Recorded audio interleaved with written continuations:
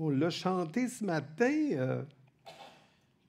Notre Père céleste a pourvu pour nous, dans son plan éternel de rédemption, et Jésus, lui, a accompli pour nous, par sa vie parfaite, des choses qu'on n'aurait jamais pu accomplir. Et ça a des conséquences pour nos vies. C'est ça qu'on va regarder ce matin.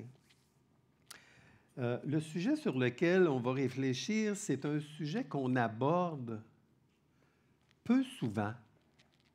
On insiste beaucoup sur l'incarnation de Jésus, hein? Et le but de sa naissance, c'est-à-dire de mourir sur la croix et que sa mort expiatoire, hein, pour nos péchés. Ça, on insiste beaucoup là-dessus. Puis sa victoire sur la mort, on fait bien d'insister là-dessus. Là.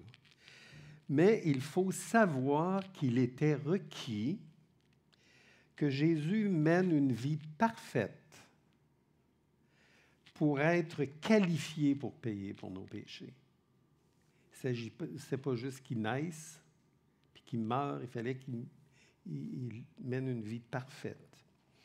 Donc, si Jésus avait été pris en défaut une seule fois sur un point de la loi de Dieu, que ce soit en pensée, en motivation, en action, concernant tous les aspects de sa vie et de son ministère, il aurait été disqualifié pour être un sacrifice agréable à Dieu. Et cet aspect de la vie parfaite de Jésus a aussi des conséquences pour notre propre vie et en particulier sur la culpabilité paralysante qu'on vit tous à un moment donné et sur la honte des fois toxique qu'on éprouve quand on pêche et qu'on entretient trop souvent. Donc, j'ai intitulé le message de ce matin « La vie parfaite de Jésus-Christ », un antidote, c'est-à-dire un antipoison à notre culpabilité paralysante et à la honte toxique. Et pour bien comprendre les enjeux de ce que je viens d'affirmer, il faut revenir dans le Jardin d'Éden. On revient souvent dans le Jardin d'Éden, hein, parce qu'il s'est passé beaucoup de choses là. Juste après que nos premiers parents ont désobéi au commandement de Dieu de ne pas manger du fruit de l'arbre de la connaissance du bien et du mal, juste après, Dieu a fait une promesse de rédemption qu'on trouve dans Genèse 3,15, hein, puis vous la connaissez. « Je mettrai inimitié entre toi et la femme, entre ta postérité et sa postérité. Celui-ci t'écrasera la tête et tu le blesseras au talon. » Donc Dieu, par cette promesse, déclare comme une vérité solennelle que quelqu'un de la descendance de la femme viendra un jour écraser la tête du serpent pour le vaincre. Mais ce descendant-là se fera mordre au talon, c'est-à-dire qu'il devra payer de sa vie, il devra mourir. Et la grande question qu'on peut se poser, nous autres, on connaît la réponse parce qu'on vient tard dans la révélation, mais qui sera le descendant qui aura la puissance de renverser cette situation-là, apparemment irréversible, là, parce que la mort, là, c'est la mort, c'est l'absence de vie complètement. La descendance de la femme est maintenant contaminée par le péché, donc qui aura cette puissance-là de venir? Et en Adam, on sait que tous les êtres humains sont spirituellement morts, tous. On n'est pas juste à moitié mort, on est mort. Alors, qui sera, et l'apôtre Paul l'appelle le dernier Adam. Ça, c'est comme ça qu'il l'appelle dans 1 Corinthiens 15, 45. Qui sera le dernier Adam qui obéira en toutes choses à la loi de Dieu et satisfera sa justice? Puis nous autres, c'est sûr qu'on connaît la réponse, parce que, comme je vous dis, nous autres, on vient tard dans la révélation. Ça nous semble facile pour nous, la réponse, mais pendant des dizaines de générations, les êtres humains n'avaient que cette seule promesse qu'un jour viendrait quelqu'un de la descendance de la femme qui renverserait cette situation-là. Et les hommes ont perverti cette vérité-là. Ils se sont fabriqués des mythologies. Et dans les mythologies, il y a toujours des surhommes. Dans toutes les mythologies, il y a des surhommes capables d'apprivoiser la ruse et les forces du mal et de les vaincre. Et nous retrouvons cette idée-là dans toutes les mythologies dans le monde. Là. Prenez attention, puis vous allez voir que c'est toujours là. Et la seule réponse, elle vient de la Bible. Tout l'Ancien Testament retrace le choix d'un homme, Abraham, de qui naîtrait le peuple choisi, la tribu, la famille, de qui descendrait celui qui aurait le pouvoir de vaincre la malédiction du péché, de vaincre Satan et de vaincre la mort. Parce qu'il ne faut pas oublier là, que nous tous, on est passés de la mort à la vie. On était morts, vraiment. Et le texte qui va nous servir ce matin, c'est Romains 8, 3, qui nous dit que Dieu a condamné le péché dans la chair en envoyant, à cause du péché, son propre Fils dans une chair semblable à celle du péché. Et il a fait ça afin que la justice de Dieu fût accomplie en nous, qui marchons non selon la chair, mais selon l'Esprit. Donc Dieu a envoyé son Fils dans une chair semblable à celle du péché. Qu'est-ce que ça veut dire, ça? Parce que c'est important de bien comprendre ça. Donc Jésus n'avait pas un corps semblable à celui d'Adam même, avant le péché. Jésus est venu dans ce monde avec un corps affecté par les conséquences du péché. Il était soumis aux mêmes limitations que nous. Adam ne vivait pas ça avant le péché. Donc, il était soumis aux mêmes limitations que nous, aux mêmes besoins que nous, aux mêmes angoisses que nous. Il y a eu des angoisses, Jésus. Aux mêmes douleurs, aux mêmes souffrances, aux mêmes tristesses, aux mêmes chagrins. Il a tout vécu ça. Mais même si Jésus avait un corps semblable à celui du péché, il n'avait pas une nature pécheresse comme nous. Il avait un corps limité, mais il n'y avait pas un corps avec une nature pécheresse. Et on peut se demander, mais comment ça s'est fait? Comment Dieu a-t-il accompli ça?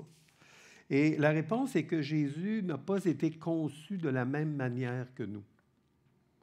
Jésus n'a pas eu de père humain comme nous. Hein? Nous, en tant qu'être humain, on est le produit d'un homme et d'une femme qui sont marqués par le péché, et donc on est nécessairement marqués par le péché.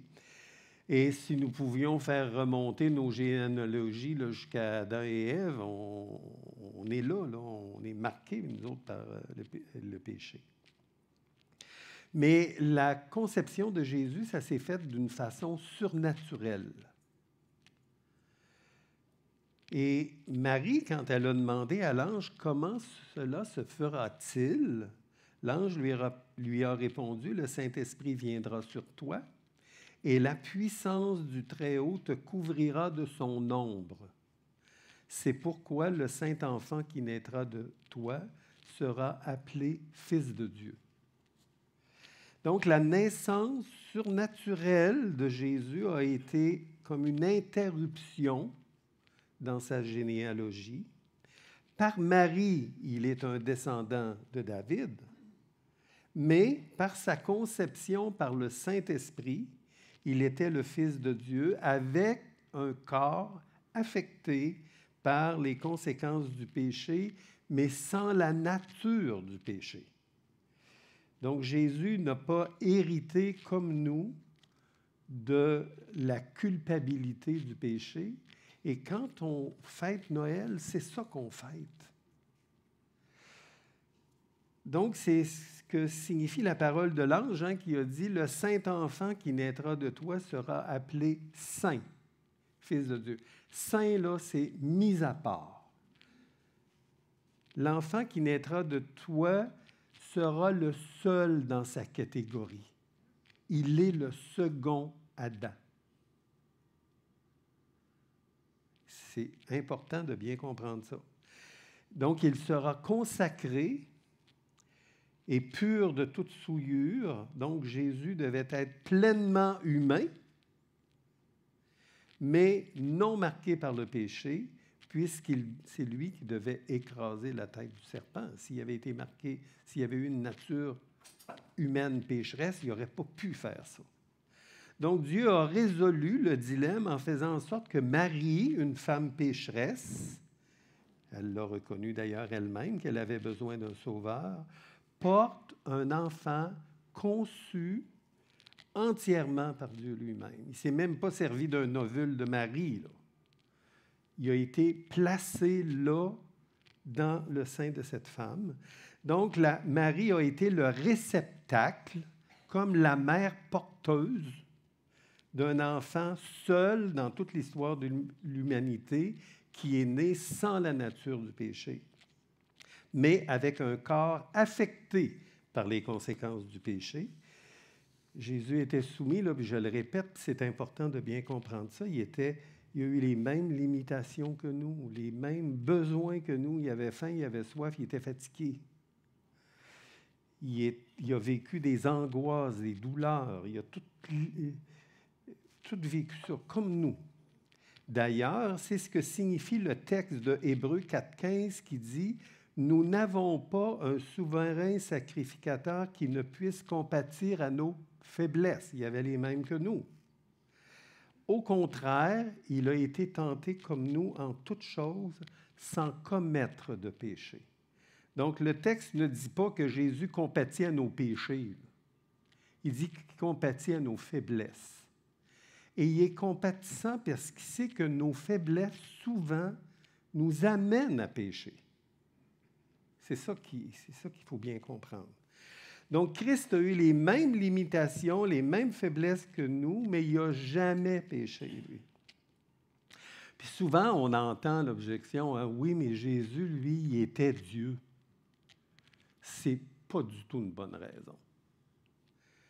Il faut savoir que c'est en tant qu'homme, en tant que second Adam, que Jésus a été tenté en toutes choses et il a résisté à la tentation sans commettre de péché. Puis là, je vous ai affirmé que ça, mais quels sont les témoignages qui nous disent que Jésus a obéi parfaitement à la loi de Dieu? Facile de vous le dire, là, mais il y a le témoignage du Père. Lors du baptême de Jésus, il y a une voix qui s'est fait entendre. Il y avait des milliers de personnes là, qui étaient là, ils suivaient Jean-Baptiste. Et il y a une voix qui s'est fait entendre puis qui a dit « Celui-ci est mon Fils bien-aimé en qui j'ai mis toute mon affection. » Par ces paroles-là, le Père témoignait qu'il n'y avait en Jésus aucune ombre de péché et ça témoignait aussi de la vie parfaite de son Fils. Puis Jésus lui-même, à un moment donné dans son ministère, il dit, les pharisiens sont là, les docteurs de la loi, puis il les pointe, puis il dit, « Qui de vous me convaincra de péché? Trouvez-moi-en un. » Personne n'a rien dit, parce qu'il n'y avait rien à dire non plus là-dessus. Dans le fond, les seuls reproches qu'ils faisaient à Jésus, c'était pas contre la loi morale de Dieu, c'était contre leur loi à eux. Tu ne respectes pas ci, tu ne respectes pas ça, tu fais ci le jour du sabbat. Mais concernant des accusations contre la loi morale de Dieu, il n'y en avait pas une seule. Il y a le témoignage des Écritures aussi. Hein? Les Écritures, Ésaïe 53 dit qu'il ne s'est point trouvé de fraude dans sa bouche. Autrement dit, Jésus n'a jamais dit une parole mal intentionnée. Jamais. Puis Jacques, il dit que quelqu'un qui contrôle sa langue, c'est un homme parfait. Jésus était un homme parfait. Il n'a jamais rien dit. Il n'a jamais eu de fraude dans sa bouche. Et les disciples, hein, Pierre et Jean, disent la même chose. Pierre, il dit que il ne s'est point trouvé de fraude dans sa bouche. Il était l'agneau de Dieu. Il ne s'est point trouvé de fraude dans sa bouche.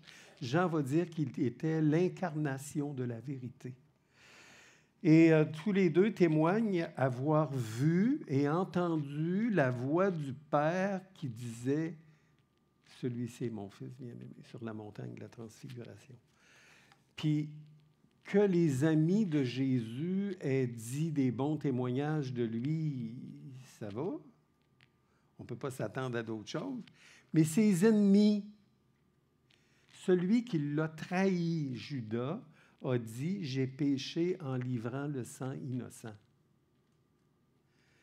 Pilate, qui a prononcé la sentence de la sentence de mort de Jésus, a déclaré à plusieurs reprises, il est innocent, hein, lui, là. Il est correct, c'est un juste. Même la femme de Pilate, elle a fait dire, hey, elle n'a pas d'affaire avec lui, c'est un juste. Le centenier, hein, qui était celui qui devait faire exécuter la sentence de mort, il a dit, assurément, il était le Fils de Dieu. Donc, on vient de voir que les témoignages qui prouvent que Jésus a résisté à la tentation, là, il y en a plusieurs, mais tout de suite, je vous ai dit que c'est en tant qu'homme que Jésus a résisté. Donc, tout de suite après son baptême, le Saint-Esprit a poussé Jésus dans le désert et le but, c'était qu'il y fût tenté pendant 40 jours. Puis Matthieu, lui, dit que c'était pour être tenté qu'il a été poussé là. Adam, lui, a été tenté une seule fois, il est tombé. Jésus, en tant que second Adam, il a été tenté pendant 40 jours. Il n'a pas bronché. Il y a 3 de ces tentations qui sont rapportées, puis c'est sûr que ça n'a rien de commun avec nos tentations. Là. Avez-vous déjà été tentés, vous autres, de changer des pierres en pain? Ça n'a rien à voir, tu sais. Puis monter dans un édifice là, de 20 étages, puis vous jetez en bas, vous savez que vous allez mourir. Donc, Satan, son objectif, c'était de pousser Jésus à se servir de sa nature divine pour répondre aux tentations. Jésus était capable, en tant que Dieu, de changer des pierres en pain. Mais c'est en tant qu'homme qui est là. Alors, il ne le fait pas. Puis c'est en tant que second Adam qui est là aussi. Là. Il est seul dans le désert, puis il résiste. Et la formulation, si tu es le Fils de Dieu, fais ça. Ça, là, il n'y a rien. Quand quelqu'un vous met au défi comme ça, vous autres là, comment vous résistez? Tu sais, l'orgueil en nous, hein? Bien, Jésus n'a pas répondu à ça, lui.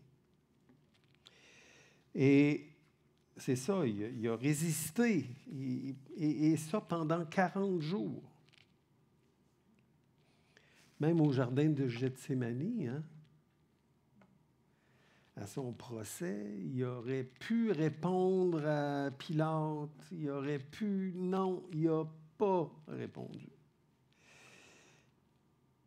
Puis c'est toujours la même chose, hein, c'est... Si tu es le Fils de Dieu, là, descends de la croix. Tu sais, toutes ces formulations qui poussent à l'orgueil et qui nous amènent à aller... Si Jésus avait fait ça, il aurait péché. Il a résisté.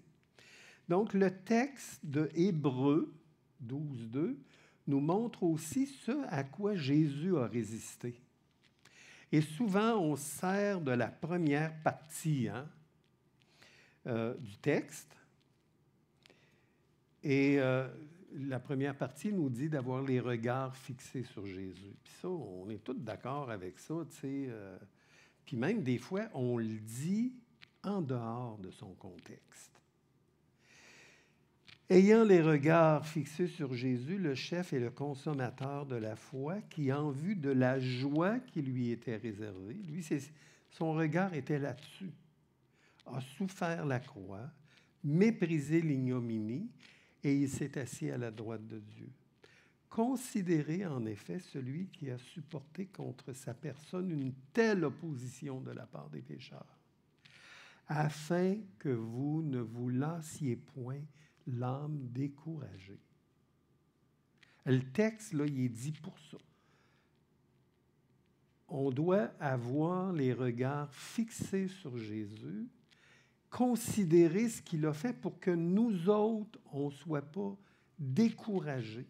Puis quand on vit du découragement trop, c'est normal d'être découragé, mais ce n'est pas normal de rester découragé, de vivre dans le découragement. Il dit, vous n'avez pas encore résisté jusqu'au sang en luttant contre le péché. Hein? Il n'y a personne ici là, qui a vécu ça, là, c'est sûr, hein, parce que...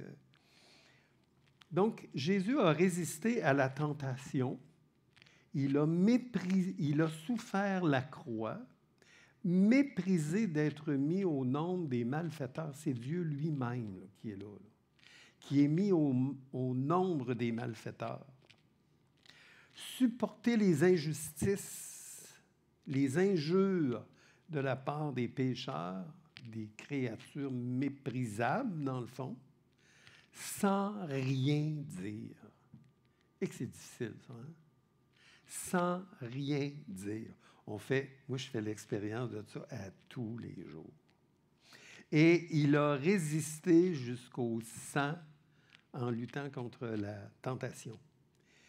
Puis il a lutté contre l'idée de prendre la coupe de la colère de Dieu. Tu sais, dans Marc, ça dit, il disait, Abba, Père, toutes choses te sont possibles. Éloigne de moi cette coupe. S'il te plaît. Je veux pas subir ta colère, mais il finit par dire, toutefois, non pas ce que je veux, ce que tu veux. Donc, Jésus a puisé sa force de résister dans la joie de faire la volonté de son Père et d'être l'auteur du salut de nombreuses personnes qui mettraient leur confiance en lui. On ne parviendra jamais, je vous le dis, là, même en tant que croyant régénéré par le Saint-Esprit, à vivre une vie à la hauteur des standards de Dieu. Jamais. Il faut tendre vers ça, par exemple. On ne peut pas passer une seule heure, une seule journée, sans être pris en défaut, soit en pensée, puis nos pensées, il n'y a personne qui les voit, sans en pensée, en parole, en action, en intention. Des fois, là, on tord le cou de plusieurs personnes dans nos pensées. Hein?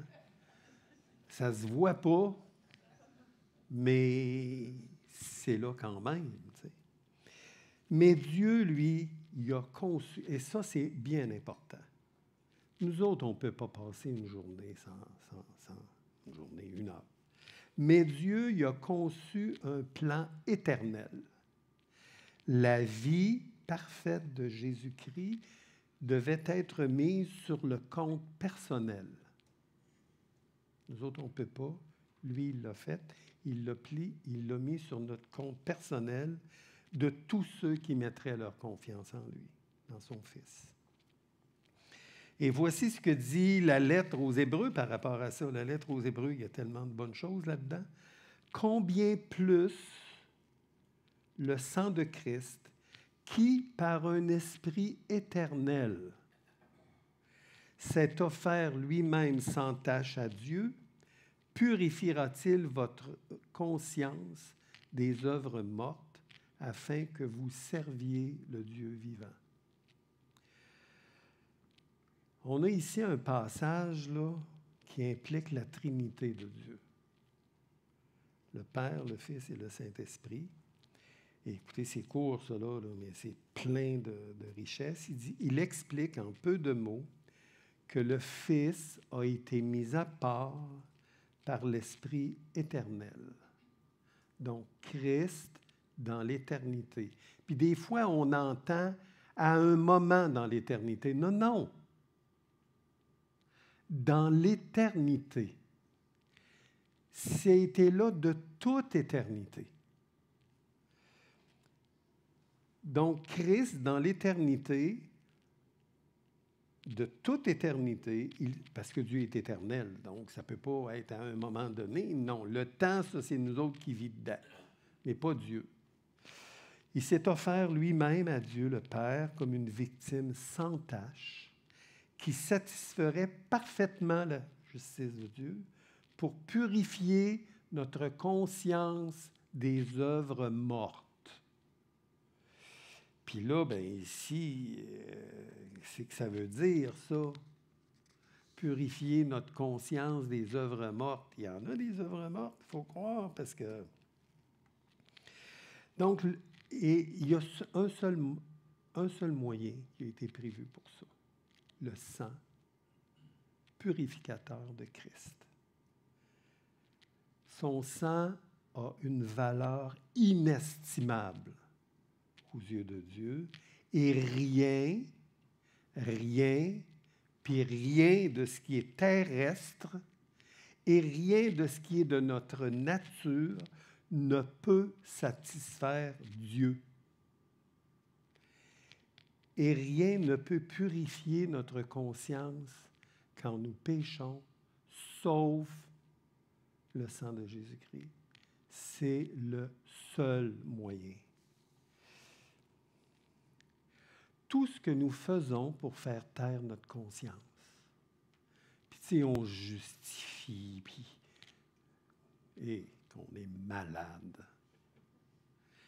Et que c'est difficile de dire « j'ai péché ». C'est donc difficile. Alors, tout ce que nous faisons pour faire taire notre conscience, pour purifier notre conscience des reproches qu'elle nous fait quand nous savons que nous sommes en faute, tout ce que nous faisons en dehors du plan de Dieu qui a pourvu que seul le sang de Christ purifie notre conscience, c'est non seulement inutile, je vous le dis, là, c'est inutile, mais ça manifeste notre grande incompréhension de la valeur purificatrice du sang de Christ. C'est le seul moyen que Dieu a pourvu. Essayez pas d'en inventer d'autres. C'est le seul. Et la vie parfaite de Jésus-Christ, que Jésus-Christ a vécue à notre place, elle a été mise sur notre compte. Dieu, en mourant, le Seigneur Jésus-Christ, en mourant, il a expié, mais la vie parfaite de Jésus-Christ, elle nous justifie, elle aussi. Fait que ça ne donne rien d'essayer d'inventer d'autres choses. Et Hébreux 10, 22 dit « Approchons-nous donc avec un cœur sincère, dans la plénitude de la foi, les cœurs purifiés d'une mauvaise conscience. Et le corps lavé d'une eau pure. » Là, je vais vous expliquer quelque chose concernant le mot « sincère ». Un cœur sincère. Ça vient de deux mots latins, un mot qui est « ciné », donc « sang », puis « cirium », ça veut dire « cire », de la cire. Dans le fond, un cœur sincère, c'est un cœur sans cire. Et ça vient d'où, ça? C'est que quand les Romains achetaient des œuvres d'art en Grèce, les erreurs étaient camouflées avec de la cire. Fait que quand tu la regardais, c'était bien correct. Mais quand tu la mettais au soleil, la cire, elle fondait. Puis là, ben, donc un cœur sincère, c'est un cœur qui n'est pas partagé, qui camoufle rien. Il est sincère. Donc, approchons-nous donc avec un cœur sincère dans la plénitude de la foi. Puis là, toujours, les cœurs purifiés d'une mauvaise conscience. Fait que la culpabilité, puis toutes ces affaires-là, faut que ce soit purifié par le sang de Christ. Faut. Donc, je reviens au point de départ de cet enseignement-là qui dit que de même, par l'obéissance d'un seul, la vie parfaite de Christ, beaucoup seront rendus justes. Donc, nous sommes déclarés justes par Dieu sur la base de l'obéissance de Christ. Christ a obéi à notre place et son obéissance a été placée sur notre compte. Puis notre facture, elle a été payée. Donc, l'obéissance de Jésus par sa vie parfaite, là, ça efface toutes les désobéissances de ceux qui ont placé leur foi dans l'offrande de son corps sur la croix. Et Dieu accorde une telle gloire au sacrifice de son Fils que nous devons renoncer à calmer notre conscience en dehors de la valeur de son sang. Nous n'avons qu'à faire quoi? À confesser nos péchés.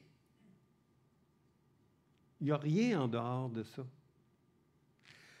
Tu sais, souvent, là, on fait comme le mari qui a trompé sa femme puis qui amène des fleurs pour y faire oublier. C'est pas comme ça que ça marche avec Dieu. Nous n'avons qu'à confesser nos péchés. Puis, on peut les confesser sans comprendre la valeur du sang de Jésus pour nous purifier de tout péché. Donc, souvent, là, on confesse nos péchés, mais on ne s'en saisit pas du pardon. On ne le prend pas. Là, on invente toutes sortes de formules. Il faut se pardonner soi-même. Puis, non. Ça, là, vous ne trouvez pas ça, là. Nulle part. Confessez vos péchés. Ayez conscience de la valeur du sang de Jésus-Christ. Saisissez le pardon. Puis quand ça revient que l'accusation, répondez par la vie parfaite de Christ. Il a mené une vie parfaite à ma place. Je ne suis pas capable de le faire par moi-même. J'ai des faiblesses, mais je fais ça et le sang de Christ nous purifie de tout péché. Puis savez-vous que la culpabilité, c'est une espèce de vengeance que l'on s'inflige à soi-même. T'as péché, hein? Ben, paye pour. Sens-toi coupable. Torture-toi. Mais ça, on ne retrouve pas ça dans les Écritures. Hein. Ce qu'on retrouve, c'est pas ça. Donc, moi, je trouve que c'est de faire offense au sacrifice de Jésus et à son obéissance parfaite à sa loi que de considérer que les péchés que nous commettons sont plus grands que sa grâce. Tu sais, moi, là, puis j'en fais, puis je le répète trop souvent, donc j'ai honte, puis je me retire. Non. C'est vraiment pas ça. Il n'y a pas une quantité de péché qui soit assez grande et un péché qui soit assez grand pour surpasser la grâce de Dieu manifestée en Jésus-Christ. Il n'y en a pas. La grâce est infinie. Il ne faut pas oublier que quand on dit le mot grâce, là, il y a toutes sortes de choses qui viennent avec ça. La grâce est infinie. Elle a une valeur éternelle. Et la valeur du sang de Christ a la même valeur que le Fils de Dieu lui-même. Frères et sœurs, nous avons un urgent besoin que Dieu nous révèle par son esprit la valeur du sang purificateur de Christ et la valeur de son obéissance parfaite à la loi de Dieu, puis je le répète encore, obéissance qu'il a portée à notre compte pour notre salut et notre sanctification. Et savoir ces choses-là, là, on peut répéter là, par cœur, là, tu sais, un Jean, puis si nous confessons nos péchés, mais on peut répéter ça sans trop comprendre ce qu'on dit. C'est ça l'histoire. Savoir ces choses-là, ce n'est pas suffisant. Ces vérités-là doivent nous être illuminées par le Saint-Esprit. Tu sais, à un moment donné, c'est « Ah! » C'est ça que ça veut dire. Vous avez tous vécu ça, mais c'est important de le vivre par rapport à la valeur du sang de Christ. Et quand ces vérités-là sont illuminées, notre compréhension là, a produit un changement radical. Un refus radical de calmer notre conscience en dehors de la valeur. Je reviens souvent, hein? C'est parce que je veux que... En dehors de la valeur du sang de Christ, et en conséquence, on vit ce qu'on veut tous vivre, la paix que produit l'Esprit. Puis, tu sais, on parle souvent, là, tu sais, de la valeur de la prière. Puis c'est vrai. Mais souvent, on réduit ça à nos besoins matériels, nos affaires qui se passent. Mais je vous le dis que s'il y a une prière de supplication que Dieu veut assurément exaucer, c'est la prière de son enfant qui le prie avec instance de lui révéler la valeur du sang de son Fils pour le purifier de ses péchés. Juste le savoir, ce n'est pas suffisant. Il y a plein de monde qui savent que Jésus est mort à la croix, là, puis ça ne les sauve pas. Là.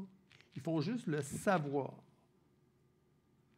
C'est une vérité qui n'a pas été illuminée. Puis nous autres, on est privilégiés, là, Dieu, il a éclairé cette vérité-là et on est passé de la mort à la vie. Tu sais. Donc, le savoir, ça, ce n'est pas suffisant. Puis c'est bien différent de le savoir puis qu'on ait eu une révélation par rapport à ça.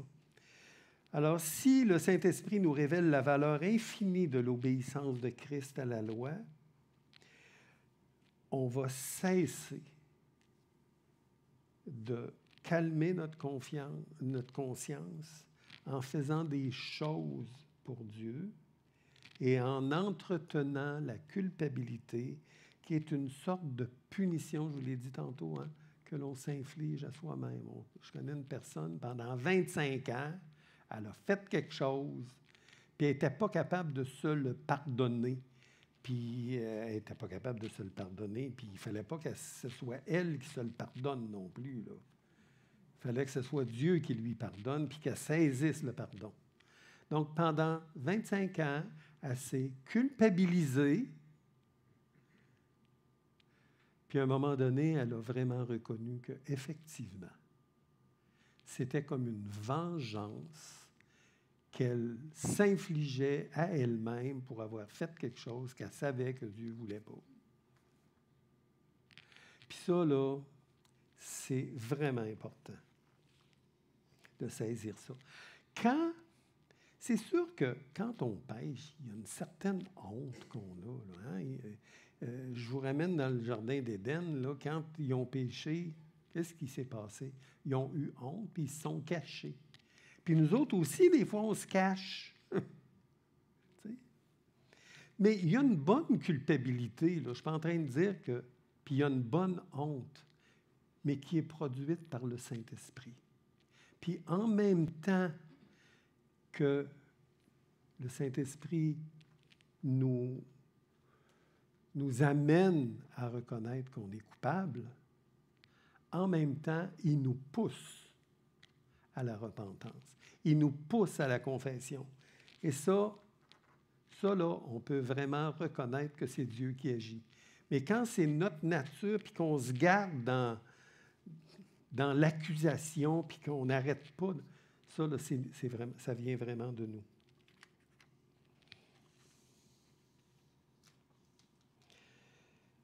C'est ça. Comme je vous le disais tantôt, en termes simples, là, la culpabilité, puis la honte de s'approcher de Dieu, puis tout ça, là, c'est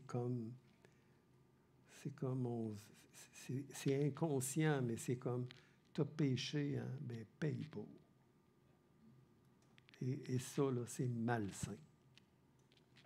Donc, le texte de la lettre aux Hébreux nous exhorte à compter uniquement sur la valeur du sang de Christ. Je répète, combien plus le sang de Christ, qui par un esprit éternel s'est offert sans tache à Dieu, purifiera-t-il votre conscience des œuvres mortes, afin que vous serviez le Dieu vivant. Et Dieu veut répondre à ces prières-là. Puis faites-les, puis vous allez voir. Faites-les, puis vous allez voir que ça va produire quelque chose. Il va illuminer cette parole-là. Donc, Christ a vécu une vie sainte et il a pu s'offrir sans tâche à Dieu et il a mis l'obéissance de Christ sur votre compte. Votre facture est payée. Fait qu'arrêtez de toujours être coupable et de toujours... Non, non. Il veut qu'on se présente à lui avec une conscience pure. Fait que si tu te présentes devant lui avec une conscience chargée, tu n'es déjà plus dans sa volonté. Il faut régler le problème. Quelle merveilleuse vérité, hein? Au lieu d'entretenir une culpabilité malsaine, la honte, la justification, c'est jamais de ma faute, toujours les autres. Non. Le sentiment de ne jamais faire la bonne chose. Ça, il y a des gens, là, ils ont le sentiment qu'ils ne font jamais la bonne chose. Ça, c'est des différentes facettes de l'incrédulité, de notre incrédulité. Ayons les regards fixés sur la vie parfaite de Jésus. Rendons-lui grâce que nous soyons purifiés par son sang, puis confessons nos péchés, et ainsi on va pouvoir avoir la paix. Parce qu'autrement, on essaye de produire la paix par nous-mêmes, et ce n'est pas quelque chose qui se produit.